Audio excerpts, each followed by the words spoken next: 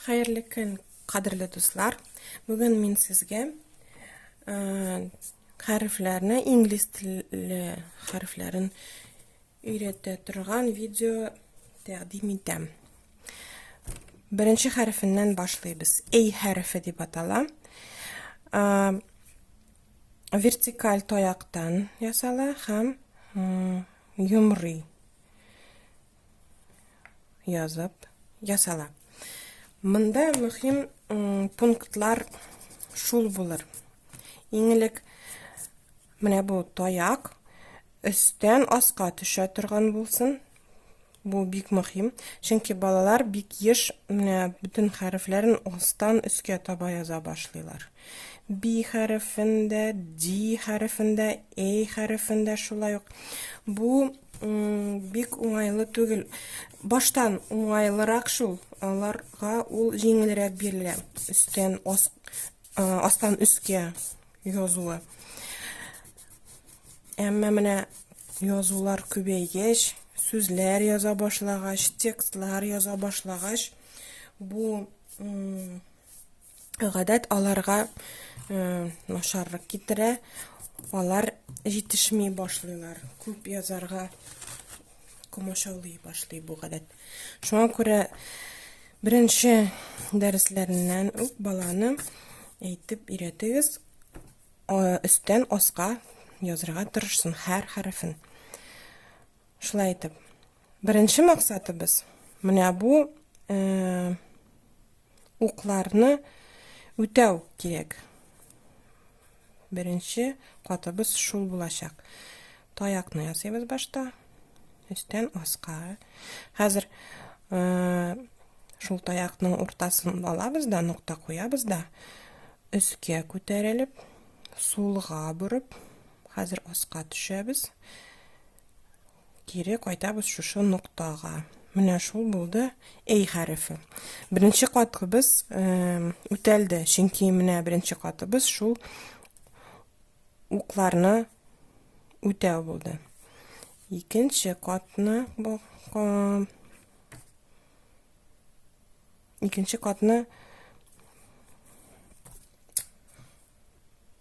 кушабыз. Монда инде хәзер менә бу юлларны дөрес итеп үтәргә кирәк. Күп балалар менә булай язарга өйрәнә. Яисә менә булай. Димәк, юлларны үтәмиләр. Баштан өйрәнмәсә бала, соңыннан авыррак булачак. Хәзер икенче катыбызны балага әйтеп куябыз. Хәзер улым, яисә хәзер кызым, укларны шулай ук үтисең дә, тагын менә бу юлларны да үтәргә кирәк. Менә бу юлга нукта куябыз.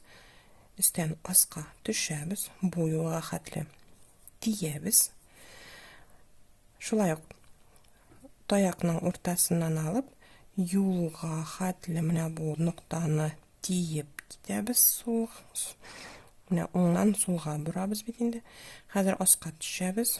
Тагын менә бу нуктага тиеп китәбез. Һәм кайтабыз шушы беренче нуктага. Менә бу хәреф дөрес итеп язылды дип санарга ярый. Дөрес язган хәрефне без астыннан сызабыз. Һәм әйтеп куябыз. Улым, яисә кызым, менә миңа ошаган хәрефләрне мин сиңа сызып бирәм. Бала аңлый инде, значит, димәк, сызылган хәреф икән, значит, мин аны әйбәт итеп, дөрес итеп ясаганмын. Инструкция буенча дөрес булып санала. Хәзер балага тагы берничә күнегү ясарга кирәк инде. Араларында мондыйлар да килеп чыга инде. Зурраклары да булып ясала кайберләре. Әмма берничәсе яисә берсе дә булырга мөмкин инде. Дөрес итеп ясалган хәрефләр. Кайсы берсе шулайрак, кайсы берсе шулайрак. Менә һәрбер дөрес итеп ясалган хәрефне без нәрсә эшлибез сезнең белән? Без аларга астыннан сызык сызабыз. Монсы ошады. Мынсы ошады. Менә мынсы да ошады. Яисә берсе генә дә ошаса, берсе генә может әйбәт итеп ясалгандыр. Барыбер без аны матур итеп сызып бирәбез. Бер критика, бер начар сүз әйтмичә, сызып кына күрсәтсәбез. Нәрсә өчен? Бала аңлый ул, менә бу хәреф минем дөрес булып чыккан. Монда беренче катта, икенче катта барысы да әйбәт итеп ясалган дип аңлый. Һәм шундый метод белән шушы ысулны куллансагыз, дәрес хәзерләгәндә талашмыйча, тынычлап ясый аласыз бирелгән күнегүләрне.